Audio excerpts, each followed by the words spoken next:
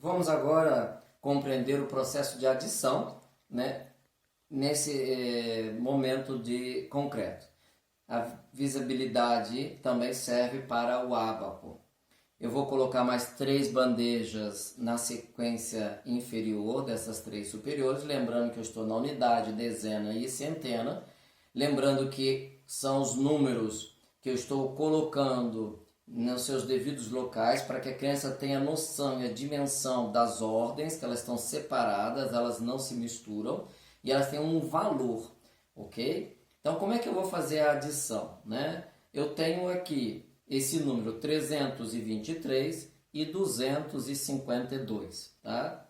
Continuemos. Então, nós vamos adicionar neste momento números relativamente pequenos e com algarismos que não vão passar de 10.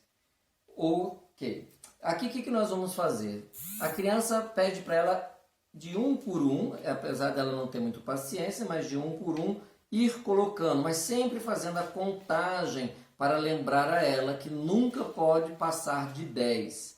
Pergunte o tempo todo quanto que você já colocou, né? Mesma coisa, eu já tenho 2 dezenas. Vou colocar mais uma, 3, 4, 5, 6, 7. Questione a criança, passou de 10? Ela não, então não precisamos fazer a troca.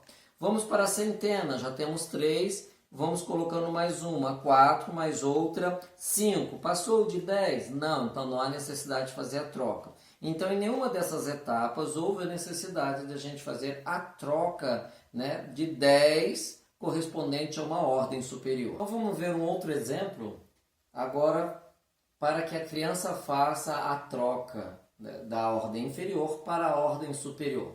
Gostaria de lembrar que essas atividades devem ser exercitadas várias vezes por etapa e sempre respeitando os limites e respeitando a consolidação do entendimento por parte da criança, para que a gente possa identificar de que de fato ela entendeu esse processo simples para que eu possa passar para um processo mais complexo, que é este momento que eu preciso que a criança tenha com certeza concretizado a etapa anterior. Se ela não conseguiu ainda concretizar, será difícil essa migração agora para esse momento. Por quê?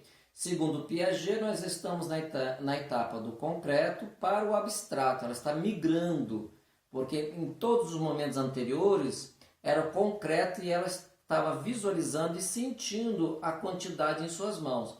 Porém, agora ela vai ter que abstrair essa noção concreta para algo totalmente diferente. Ela tem que entender que 10 é a mesma coisa que 1. E para a criança é difícil ela entender esse processo de uma vez por outra, de um dia para o outro. Então, na medida que ela vai exercitando esse processo, ela vai sinalizando se ela compreendeu. E se a gente persiste de estabelecer para a criança prazos e datas, ela entra em crise e angústia, porque ela não conseguiu ainda compreender o processo de migrar nessas etapas. Nós temos que respeitar o momento da criança, o momento de construção do seu pensamento. Por isso que precisa muito exercício no concreto, fora de livro, fora de computador, fora de celulares, para que ela entenda, manipulando o objeto, de que ela está construindo a etapa de modificação de 10 para 1, ok? Vamos então para um exemplo, considerando que se trabalhou anteriormente bastante essa etapa, principalmente na unidade para a dezena, da dezena para a unidade de milhar. Ela entende que esse processo ela pode ir migrando para as ordens superiores. Consolidado isso para a criança, nós apresentamos a etapa para que ela agora adicione números entre si. Aqui no caso estão representadas 3 ordens, mas poderá ser feito apenas com a ordem das unidades, sem se preocupar com as outras. Mas como precisamos entender esse processo, é bom que se apresente desde já as outras ordens, mesmo que não estejam utilizadas. Eu tenho aqui 2 números. Eu tenho aqui o número 440 125 e aqui eu tenho o número 128. Desculpa, 127. Então, iniciando sempre para a criança, dizendo a ela para fazer a ordem mais baixa, a menor de todas, que é a unidade.